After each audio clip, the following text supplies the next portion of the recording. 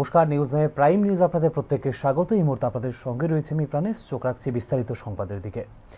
Hormuz straight নিয়ে ভারতের কূটনীতি সফল, জারি রয়েছে জ্বালানি সরবরাহ বলে উল্লেখ করেন মুখ্যমন্ত্রী ডাক্তার মানিক সাহা। প্রধানমন্ত্রীর মুখে ত্রিপুরার সাফল্যের কাহিনী গর্বের বিষয় বলেও মন্তব্য করেন মুখ্যমন্ত্রী। রবিবার বরজলায় প্রধানমন্ত্রী নরেন্দ্র মোদীর মন কি বাতের ১৩২তম পর্ব শোনার কর্মসূচিতে উপস্থিত ছিলেন মুখ্যমন্ত্রী ডাক্তার মানিক সাহা। কর্মসূচি শেষে সাংবাদিকদের প্রশ্নের উত্তরে মধ্যপ্রাচ্যের যুদ্ধে হরমুজ স্ট্রেইট নিয়ে ভারতের কূটনীতি সফল, অক্ষুণ্ণ রয়েছে তেল এবং জ্বালানি সরবরাহ বলে উল্লেখ করেন মুখ্যমন্ত্রী ডাক্তার মানিক সাহা। देखिए, आज भी मैं पेपर में देख रहा था, भारत के लिए छोड़ दिया है, वहाँ पर 5 देश के लिए खुला है। ईरान के साथ भी है, इंडिया का जो डिप्लोमेसी है कितना अच्छी तरह से, इजराइल के साथ भी है, उसके बाद अमेरिका के साथ भी है। सभी गल्फ कंट्री के साथ इनका अच्छा रिलेशन होने के कारण हम लोग के यहाँ तेल का या डीजल हो या पेट्रोल हो या एलपीजी हो, ये हम लोग को अभी इसके बारे में बहुत जगह उल्टा सीधा माने खबर चलता रहता है कुछ, तो ऐसा नहीं है। अभी बहुत we are in safe hand. माननीय प्रधानमंत्री जी है, हम लोग सेफ हैंड में हैं। और उन्होंने ये भी कहा कि कोविड के टाइम में हम लोग सब मिल के जब ये हम लोग इससे ओवरकम कर सकते हैं, तो इससे क्यों नहीं होगा, तो ये भी होना चाहिए। জল জীবন মিশন বাস্তবায়নে ত্রিপুরার ভূমিকার প্রশংসা করেছেন প্রধানমন্ত্রী নরেন্দ্র মোদী। এই বিষয়ে প্রতিক্রিয়া দিতে গিয়ে রাজ্যের প্রায় ৯০% এলাকায় বাস্তবায়ন হয়েছে জল জীবন মিশন। পাহাড়ি এবং কিছু জনজাতি এলাকা যেখানে জলের উৎস নেই, সেখানে বিকল্প পদ্ধতি ব্যবহার করা হচ্ছে বলে তিনি জানিয়েছেন মুখ্যমন্ত্রী ডাক্তার মানিক সাহা।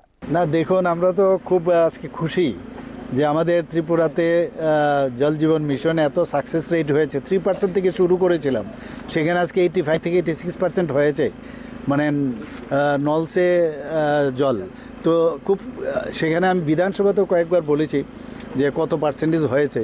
বিশেষ করে এডিসি এলাকায় অনেক জায়গায় আছে যেখানে 100%, কিছু জায়গায় 90%, কিছু জায়গায় 80%, এইরকম কয়েক জায়গার মধ্যে কম আছে। তো ওইসব জায়গার মধ্যে জলের যেহেতু মানে সেই সোর্স কম, সেই জায়গার মধ্যে আমরা ইনোভেটিভ যে স্কিম সেটা নিয়েছি, যে স্ট্রিমের থেকে জল সংরক্ষণ করা, বা ওই যেখানে আমাদের ছোট ছোট যে জলের যে নালীগুলো আছে সেখান থেকে জল ব্যবহার করে সেটাকে আমরা পরিশ্রুত করে আমরা সেটাকে উপরে উঠিয়েছি পাম্পের, আর সেখানে দিয়েছি।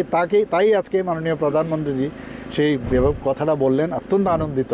রাজ্যে জম্পুই পাহাড়ে প্রায় ৩,০০০ ফুট উচ্চতার ভাঙমুনে বৃষ্টির জল সংরক্ষণের মাধ্যমে ওই এলাকার মানুষরা দীর্ঘদিনের জলের তীব্র সংকট কাটিয়ে উঠে টেকসই জীবনের এক উজ্জ্বল দৃষ্টান্ত স্থাপন করেছে বলে উল্লেখ করেন প্রধানমন্ত্রী নরেন্দ্র মোদী। এছাড়াও পিএম সূর্যঘর মুফত বিজলি যোজনার মাধ্যমে রিয়াং বসতি এলাকা সহ বিভিন্ন পাহাড়ি এলাকায় সোলার মিনি গ্রিডের মাধ্যমে আলো পৌঁছানো সম্ভব হচ্ছে বলে উল্লেখ করেন প্রধানমন্ত্রী। ভাঙবনের মানুষের এই উদ্যোগ গোটা রাজ্যের জন্য এক অনুপ্রেরণা, যা ভবিষ্যতে জল সংরক্ষণে আরো সচেতনতা গড়ে তুলতে সহায়ক হবে বলে দিন প্রতিক্রিয়া জানিয়েছেন মুখ্যমন্ত্রী doctor Manik Saha. Bureau report, news now. ADC নির্বাচনে জোটের জন্য চাপ ছিল বলে জানিয়েছেন প্রদ্যুৎ কিশোর দেববর্মন। নির্বাচনে জয়ী হওয়ার পর দিল্লি থেকে ফোন আসবে বলেও মন্তব্য করেন প্রদ্যুৎ কিশোর দেববর্মন। ত্রিপুরা উপজাতি স্বশাসিত জেলা পরিষদের নির্বাচনে ভারতীয় জনতা পার্টির সঙ্গে জোট করার জন্য প্রচন্ড চাপ ছিল বলে দাবি করেন তিপ্রামথার প্রধান প্রদ্যুৎ কিশোর দেববর্মন। রবিবার এক ভিডিও বার্তায় এ প্রসঙ্গে বলতে গিয়ে এবার জোট করলে রাজনৈতিক অস্তিত্ব বিপন্ন হয়ে যেত বলে মন্তব্য করেন প্রদ্যুৎ কিশোর দেববর্মন। अगर इलेक्शन फाइट करना है, अलायंस में फाइट करो तो पैसे का प्रॉब्लम नहीं होगा। आप 28 के 28 सीट जीत जाओगे अलायंस में, लेकिन मैं अलायंस करूं तो किस लिए करूं? एक तरफ में कोई हमें अधिकार नहीं दे रहा है, तो सिर्फ पोस्ट मिलने से या पैसा का सुविधा मिलने से अगर मैं अलायंस करता तो मैं जिस लिए पॉलिटिक्स में आया था वही मेरा अस्तित्व मूल्य खत्म हो जाता। बहुत प्रेशर था मेरे ऊपर कि अगर आप अलायंस नहीं करोगे तो आपका पार्टी टूट जाएगा। ये वो पार्टी है जिसको मैंने अपने खून पसीना से बनाया। सब जानते हैं कि जब मैंने कांग्रेस छोड़ा तो मैंने तिपरा मोथा एक एनजीओ बनाया, उसके बाद एक पॉलिटिकल पार्टी बना। मैंने बनाया ये पार्टी, और मुझे दुख भी लगता है कि बहुत लोगों को मैं टिकट नहीं दे पाया। ऑलमोस्ट 300 लोगों को टिकट चाहिए था, सीट सिर्फ 28 था। मुझे दुख भी लगता है, लेकिन मेरे ऊपर प्रेशर भी था कि अगर आप बीजेपी के साथ अलायंस करोगे इस एडीसी इलेक्शन में तो ये सब प्रॉब्लम नहीं होगा। এবারের এডিসি নির্বাচনে জয়ী হবার পর তিপ্রা মোথার কাছে দিল্লি থেকে ফোন আসবে বলে দাবি করেন প্রদ্যুৎ কিশোর দেববর্মন। তবে এই ক্ষেত্রে তিপ্রাসাদের একসাথে থাকতে হবে বলেও উল্লেখ করেন প্রদ্যুৎ কিশোর দেববর্মন। और मैं जानता हूं कि इलेक्शन जीतने के बाद फिर से फोन आएगा, और ये फोन मुख्यमंत्री का नहीं आएगा, ये फोन दिल्ली से आएगा। बोलेंगे कि बात करते हैं। लेकिन अगर जिंदगी में आपको कुछ चाहिए, कुछ परमानेंट चाहिए, अगर आज के लिए चिंता करना है तो आप हारोगे, लेकिन कुछ परमानेंट चाहिए तो आपको निगोशिएट अपने बलबूते में, अपने दम में, अपने भविष्य के हित में, अपने बच्चे के भविष्य का इंटरेस्ट में आज आपको एक जगह में खड़ा होना पड़ेगा। अगर ये हम लोग कर सकते हैं, सिर्फ मैं नहीं, हम लोग सब, तो जीत सच्चाई की होगी। The victory will be hours if we can think about what we can achieve tomorrow. উল্লেখ করা যেতে পারে আগামী 12 এপ্রিল অনুষ্ঠিত হতে চলেছে ত্রিপুরা উপজাতি স্বশাসিত জেলা পরিষদের নির্বাচনে এডিসির 28টি আসনে আলাদা আলাদাভাবে লড়াই করার সিদ্ধান্ত নিয়েছে সরকারের দুই সহযোগী বিজেপি এবং তিপ্রা মোথা। তবে নির্বাচন পরবর্তী জোটের বিষয়টি একেবারে উড়িয়ে দেননি খোদ Pradyot Kishore Debbarma. Bureau report, news now. Agartala পৌর নিগমের 16 কোটি টাকার চেক জালিয়াতি মামলায় এখনো পর্যন্ত কোনো অগ্রগতি নেই। এই ক্ষেত্রে রাজ্য সরকার এবং আগরতলা পৌর নিগমের ভূমিকা নিয়ে প্রশ্ন তুলল ত্রিপুরা প্রদেশ কংগ্রেস। রবিবার আয়োজিত সাংবাদিক সম্মেলনে বক্তব্য রাখতে গিয়ে স্মার্ট সিটির নামে কোটি কোটি টাকা অপচয় করে এবার মাস্টার প্ল্যানের নামে আরেক প্রস্থ অর্থ অপচয়ের পরিকল্পনা নেওয়া হচ্ছে বলেও অভিযোগ করে ত্রিপুরা প্রদেশ কংগ্রেস। সাংবাদিক সম্মেলনে শহর আগরতলার বায়ু দূষণ থেকে শুরু করে জঞ্জাল এবং ট্রাফিক যন্ত্রণা নিরসনে প্রশাসন সম্পূর্ণ ব্যর্থ বলেও এদিন অভিযোগ করে প্রদেশ কংগ্রেস।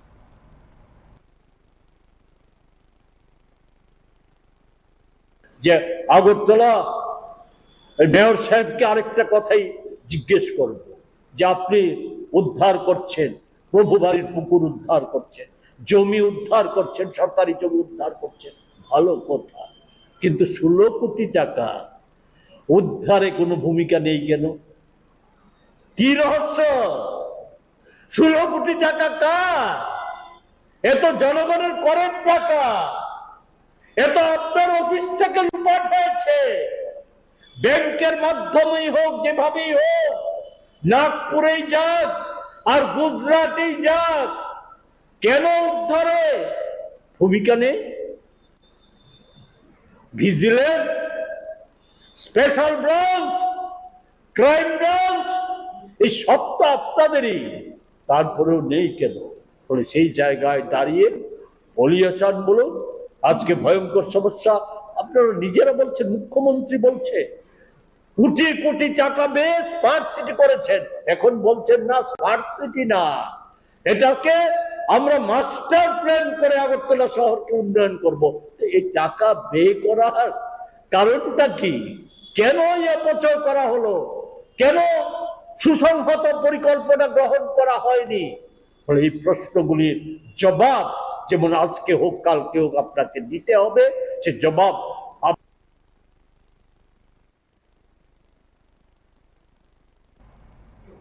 রাজ্যে পেট্রোল, ডিজেল, এলপিজি সরবরাহ স্বাভাবিক রয়েছে বলে জানিয়েছে রাজ্য সরকার। পিএনজি সংযোগ বৃদ্ধির পাশাপাশি বাণিজ্যিক এলপিজি সিলিন্ডার সরবরাহ প্রায় 70% রয়েছে বলে সাংবাদিক সম্মেলন করে জানিয়েছে খাদ্য দপ্তর। রবিবার সাংবাদিক সম্মেলন করে রাতে পেট্রোল, ডিজেল এবং এলপিজি সরবরাহ স্বাভাবিক রয়েছে বলে জানিয়েছে খাদ্য দপ্তর। বাণিজ্যিক এলপিজি সরবরাহ 70% রয়েছে। এলপিজি বুকিং 45 দিনের পরিবর্তে 25 দিন করা যায় কিনা তা নিয়ে চিন্তা ভাবনা চলছে বলে জানিয়েছে খাদ্য দপ্তর। বর্তমানে বজুংনগর এলপিজি প্ল্যান্ট থেকে 5টি জেলা এবং শিলচর থেকে বাকি 3টি জেলায় এলপিজি সরবরাহ চলছে বলে জানিয়েছে খাদ্য দপ্তর। এর জন্য যেটা জানানো হচ্ছে যে আমাদের রাজ্যে বর্তমানে যে অয়েল কোম্পানিগুলি দ্বারা পেট্রোল, ডিজেল বা রান্নার গ্যাস এলপিজি সরবরাহ সেটা সম্পূর্ণ স্বাভাবিক রয়েছে। তো পাশাপাশি যে ধরনের রিজার্ভ আমরা নর্মাল সময়ে রাখি সেই ধরনের রিজার্ভ আমাদের কাছে আছে। তো প্রপার বটলিং যেগুলি হওয়ার কথা এলপিজি সেগুলি বটলিং হচ্ছে, আমাদের যেগুলি আমাদের আসার কথা সেই ধরো সেটাও নর্মাল আছে। তো এখন আমাদের এই পরিস্থিতিতে আমাদের এখানে যে পেট্রোল, ডিজেল বা এলপিজির যে সরবরাহ সেটা নর্মাল আছে আমাদের এখানে। তো আপনাদের মাধ্যমে আমি সবাইকে এটাই জানাতে চাই। তো আমাদের রাজ্যে পিএনজি সংযোগ প্রায় 70,000। একে আরও বৃদ্ধি করার পাশাপাশি এলপিজি, পেট্রোল এবং ডিজেলের কালো বাজারে এবং মজুতদারদের বিরুদ্ধে নজরদারি বৃদ্ধি করা হয়েছে বলে সাংবাদিক সম্মেলনে জানিয়েছেন খাদ্য দপ্তরের বিশেষ সচিব। ভেরিফাই করছে, তো তারা এই সমস্ত জিনিসও নজরদারি করছে যাতে এই সমস্ত কিছু না হয়। কারণ আপনারা জানেন এই পরিস্থিতিতে অনেক সময় কিছু লোক আছে যে এই সুবিধা নিয়ে তারা হোর্ডিং করার চেষ্টা করে। এটা যেমন আনসেফ, সেটা মানে একটা ইমাজিনারি মানে একটা ক্রাইসিস তৈরি করার জন্য একটা চেষ্টা থাকে এই ধরনের। তো এই সমস্ত জিনিসও যাতে না হয়, প্রপার সেফটি যাতে ফলো করা হয় এই সমস্ত বিষয়ে, তো সেই জন্য ফিল্ডে কাজ করছে। তাছাড়া আমরা মধ্যপ্রাচ্যে যুদ্ধের আবহে অত্যাবশ্যকীয় পণ্য এবং জ্বালানি সরবরাহ স্বাভাবিক রাখতে রাজ্য সরকারগুলিকে নির্দেশ দিয়েছে কেন্দ্রীয় সরকার। পেট্রোল, ডিজেল এবং এলপিজি সরবরাহ স্বাভাবিক রাখতে সময় সময় পদক্ষেপ নেওয়া হচ্ছে বলে এদিন দাবি করেছে খাদ্য দপ্তর। ব্যুরো রিপোর্ট, নিউজ নাও। Tripura tribal area autonomous district council অর্থাৎ টিটিএডিসি নির্বাচনকে ঘিরে এবার যে রাজনৈতিক সমীকরণ তৈরি হয়েছে তা শুধু একটি স্থানীয় নির্বাচনের গণ্ডিতে সীমাবদ্ধ নয়, বরং রাজ্যের জনজাতি রাজনীতির ভবিষ্যৎ দিক নির্ধারণে নিতে চলেছে গুরুত্বপূর্ণ ভূমিকা। মোট 28টি আসনে 173 জনের প্রার্থী তালিকা চূড়ান্ত হওয়ার পর স্পষ্ট হয়ে উঠেছে এবারের বহুমুখী এবং প্রতিদ্বন্দ্বিতাপূর্ণ লড়াইয়ের বিষয়টি। ত্রিপুরা উপজাতি স্বশাসিত জেলা পরিষদের নির্বাচনে প্রাথমিক পর্যায়ে মোট 181 জন প্রার্থীর মনোনয়ন জমা পড়লেও যাচাই বাছাই ও প্রত্যাহারের পর 173 জন প্রার্থী মাঠে নামায়। প্রতিযোগিতা তীব্র হয়েছে প্রতিটি আসনে। বিশেষ করে 28টি আসনে একাধিক শক্তিশালী রাজনৈতিক দলের সরাসরি উপস্থিতি আরও জটিল ও আকর্ষণীয় করে তুলেছে নির্বাচনকে। বিজেপি, বামফ্রন্ট এবং তিপ্রামথা এই তিন শক্তির মধ্যে মূল লড়াই হতে পারে বলে উঠে এসেছে দলীয় অবস্থান বিশ্লেষণে। তিন দলই 28টি আসনের প্রার্থী দেওয়ার স্পষ্ট কোনো আসনই ছেড়ে দিতে রাজি নয় কোনো রাজনৈতিক দল। এটি সরাসরি ত্রিমুখী লড়াইয়ের ইঙ্গিত দিচ্ছে, যা বাড়িয়ে তুলেছে ভোট ভাগাভাগি সম্ভাবনাকে। বামফ্রন্টের ক্ষেত্রে সিপিআইএম এর লড়াইয়ের চেষ্টা এখনো দৃশ্যমান, যেখানে তারা প্রার্থী দিয়েছে 25টি আসনে। যদিও সর্বশেষ গত 2021 সালে এডিসি নির্বাচনে একটি আসন জয় করতে পারেনি একসময় রাজ্য এবং পাহাড়ের একছত্র ক্ষমতায় থাকা এই দলটি। অন্যদিকে তাদের সাংগঠনিক শক্তির ওপর ভর করে প্রতিটি আসনে লড়াইয়ে নেমেছে রাজ্যের ক্ষমতাসীন ভারতীয় জনতা পার্টি। তিপ্রামথা, যা মূলত আদিবাসী স্বার্থের প্রতিনিধিত্বকারী শক্তি হিসেবে দাবি করে, তারাও পূর্ণ শক্তিতে মাঠে নামায় পাহাড়ের জনজাতি ভোট ব্যাংকে কেন্দ্র করে এক গুরুত্বপূর্ণ লড়াইয়ে পরিণত হয়েছে এই নির্বাচন। জাতীয় কংগ্রেস 27টি আসনে এবং আইপিএফটি 24টি আসনে প্রার্থী দিয়ে নিজেদের উপস্থিতি জানান দিলেও তাদের অবস্থা নিয়ে সন্দিহান রাজনৈতিক বিশ্লেষকরা। বিশেষ করে যেখানে ত্রিমুখী লড়াই হবে সেখানে কংগ্রেস বা আইপিএফটি প্রাপ্ত ভোট ফলাফলে কতটুকু প্রভাব ফেলবে তা এখনো অনিশ্চিত। এবারের নির্বাচনে নির্দল প্রার্থীর সংখ্যা 26, যা মোট প্রার্থীর একটি উল্লেখযোগ্য অংশ। স্থানীয় ইস্যু, ব্যক্তি প্রভাব এবং দলীয় অসন্তোষ, এই তিন কারণে অনেক ক্ষেত্রে স্পয়লার বা ফল নির্ণয়কারী ভূমিকা নিতে পারেন নির্দল প্রার্থীরা। বিশেষ করে প্রত্যাহার করা 8 জনের মধ্যে 6 জনই নির্দল হওয়ায় বোঝা যায় যথেষ্ট আত্মবিশ্বাসী শেষ পর্যন্ত লড়াই টিকে থাকা নির্দল প্রার্থীরা। রাজনৈতিক প্রচারের চিত্র বিশ্লেষণ করলে দেখা যায় গ্রামাঞ্চলেই মূল লড়াইয়ের কেন্দ্রবিন্দু। এডিসি এলাকার জনসংখ্যার বড় অংশ গ্রামীণ ও আদিবাসী হওয়ায় জনসংযোগ, সভা মিছিল এবং ঘরোয়া প্রচারে জোর দিচ্ছে প্রতিটি দলে। উন্নয়ন, সুশাসন, ভূমি অধিকার, কর্মসংস্থান এই বিষয়গুলো হয়ে উঠেছে প্রচারের মূল এজেন্ডা। 12ই এপ্রিল ভোট গ্রহণ এবং 17ই এপ্রিল ফল ঘোষণার মধ্যে মাত্র 5 দিনের ব্যবধান থাকায় রাজনৈতিক উত্তেজনা আরও তীব্র হবে তা মোটামুটি নিশ্চিত। সব মিলিয়ে এবারে এডিসি নির্বাচন কেবল একটি প্রশাসনিক বোর্ড গঠনের প্রক্রিয়া নয়, ত্রিপুরার উপজাতি রাজনীতির শক্তির ভারসাম্য নির্ধারণের এক গুরুত্বপূর্ণ মঞ্চ হলো এবারের এডিসি নির্বাচন। আগামী দিনে কোন রাজনৈতিক শক্তি এই অঞ্চলে প্রভাব বিস্তার করবে এবং রাজ্যের বৃহত্তর রাজনীতিতে তার প্রতিফলন কি হবে তা নির্ধারণ করবে এবারের এডিসি নির্বাচন। Bureau report, news now. ADC প্রশাসনের কারণে জনজাতি এলাকায় উন্নয়নমূলক কাজ করতে রাজ্য সরকারের নানা অসুবিধার সম্মুখীন হতে হয়েছে বলে অভিযোগ করলেন সমাজ কল্যাণ ও সমাজ শিক্ষা দপ্তরের মন্ত্রী টিঙ্কু রায়। রবিবার মান্দাইনগর পুলিনপুর কেন্দ্রের বিজেপি প্রার্থীর নির্বাচনী প্রচারে অংশ নিয়ে এই অভিযোগ করেন তিনি। বর্তমান পরিস্থিতিতে জনজাতি এলাকায় উন্নয়নের গতি বাড়াতে কেন্দ্র, রাজ্য এবং এডিসি এই 3 স্তরের সমন্বিত সরকার গঠন জরুরি হয়ে উঠেছে। সাধারণ এলাকায় পঞ্চায়েত সমিতি যেভাবে উন্নয়নমূলক কাজ পরিচালনা করছে সেই ধাঁচে এডিসি এলাকাতেও কাজ হওয়া প্রয়োজন বলেও মত প্রকাশ করেন তিনি। জনজাতি এলাকায় থানসা দফা নিয়ে এক ধরনের বক্তব্য দিলেও অন্যত্র ভিন্ন সুর তীব্রামথার বলে অভিযোগ করেন তিনি।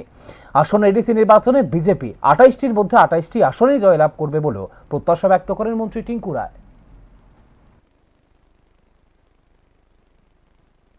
যোগদান হলো, কি বলবে?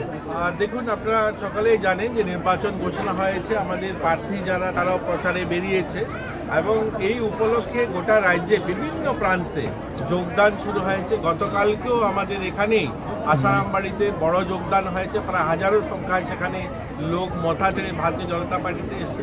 আজকেও আমরা যখন এই অনুষ্ঠানে এসেছিলাম আমাদের মধ্য রাস্তায় সেখানে জনজাতিরা উৎসাহের সঙ্গে এক বাড়িতে উপস্থিত হয়েছেন। সেখানেও 10 পরিবারের প্রায় 30 জনের মতো লোক জয়েন করেছে। এখানে 11 পরিবার প্রায় 40 জনের মতো নতুন লোকরা এসে জয়েন করছে। এতে প্রমাণ করে দীর্ঘ 5 বছর যেভাবে ভারতীয় জনতা পার্টি রাজ্যে ক্ষমতায় থাকার পরেও জনজাতি এলাকার উন্নয়ন সেভাবে করা সম্ভব হয়নি, যেখানে এডিসি প্রশাসনের দ্বারা সেখানে বিভিন্ন কাজ ইমপ্লিমেন্ট করতে অসুবিধা হয়েছে। এবার মানুষ চাইছে যেন আমাদের 3 টায়ার সরকার, অর্থাৎ আমাদের কেন্দ্র বিজেপি সরকার, রাজ্য বিজেপি সরকার, এডিসিতেও বিজেপি সরকার প্রতিষ্ঠা হয়। কারণ মানুষ দেখছেন যেভাবে আমাদের জেনারেল এরিয়াতে আমাদের পঞ্চায়েত সমিতি বা জেলা পরিষদ পঞ্চায়েতগুলো যেভাবে উন্নয়নের কাজ করছে, এই ধারাটা যেন আমরা জনজাতি এলাকাতেও করতে পারি, তার জন্য মানুষ দলে দলে বিজেপিতে যোগ দিচ্ছেন এবং আমরা আশাবাদী আগামী দিন আমাদের এডিসিতে সরকার হবে। চোখ রাখছি পরবর্তী খবরের দিকে।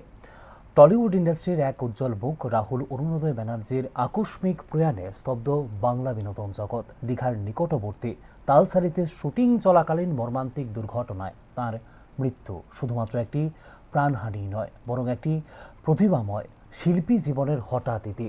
থিয়েটার থেকে টেলিভিশন এবং বড় পর্দা অভিনয়ের প্রতিটি ক্ষেত্রে নিজের স্বাক্ষর রেখে যাওয়া এই অভিনেতার অকাল প্রয়াণে নেমে এসেছে গভীর শোকের ছায়া। মর্মান্তিক দুর্ঘটনায় প্রয়াত হলেন টলিউডের জনপ্রিয় অভিনেতা রাহুল অরুণোদয় ব্যানার্জি। রবিবার বিকেলে দীঘার নিকটবর্তী ওড়িশার তালসারিতে শুটিং চলাকালীন এক দুঃখজনক দুর্ঘটনায় মৃত্যু হয় তার। বোটে চেপে দৃশ্য ধারণের সময় অসাবধানতাবশত জলে তলিয়ে যান তিনি। পরে স্থানীয়দের সহায়তায় তাকে উদ্ধার করে দ্রুত দীঘা স্টেট জেনারেল হাসপাতালে নিয়ে যাওয়া হলে তাকে মৃত বলে ঘোষণা করেন চিকিৎসকরা। টলিউড ইন্ডাস্ট্রিতে রাহুল ছিলেন এক অত্যন্ত পরিচিত ও প্রিয় মুখ। অভিনয়ের হাতে খড়ি তার থিয়েটার মঞ্চে। বিজয়গ থিয়েটার দলের হয়ে রাজ দর্শন নাটকে বাবার সঙ্গে অভিনয়ের মধ্য দিয়ে শুরু তাঁর যাত্রা। দীর্ঘ অভিনয় জীবনে প্রায় 450টিরও বেশি নাটকে অংশ নিয়ে নিজের প্রতিভার স্বাক্ষর রেখেছেন রাহুল ব্যানার্জি। ছোট পর্দায় তার বড় সাফল্য আসে জি বাংলার জনপ্রিয় ধারাবাহিক খেলায় আদিত্য চরিত্রে অভিনয়ের মাধ্যমে, যা তাকে পরিচিত করে তোলে ঘরে ঘরে। পরবর্তীতে বড় পর্দায়ও নিজের জায়গা করে নেন তিনি। 2008 সালে মুক্তিপ্রাপ্ত চিরদিনই তুমি যে আমার ছবিতে তার অভিনয় ব্যাপক সাড়া ফেলে দর্শক মহলে। ছবিতে তার সহ অভিনেত্রী ছিলেন তার জীবনসঙ্গী প্রিয়াঙ্কা সরকার। অভিনয়ের পাশাপাশি রাহুলের পডকাস্ট সহজ কথাও জনপ্রিয়তা অর্জন করেছিল শ্রোতাদের মধ্যে।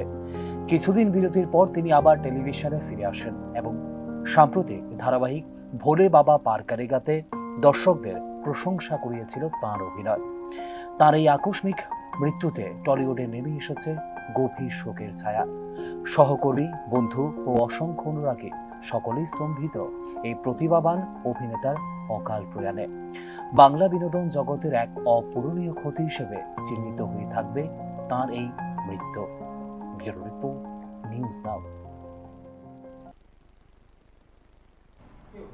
এখনকার মতো সংবাদ এখানে শেষ করছি। পরবর্তী খবরাখবর এবং আপডেটস দেখার জন্য অবশ্যই চোখ রাখুন শুধুমাত্র নিউজ নাও এর পর্দায়। নমস্কার, শুভরাত্রি।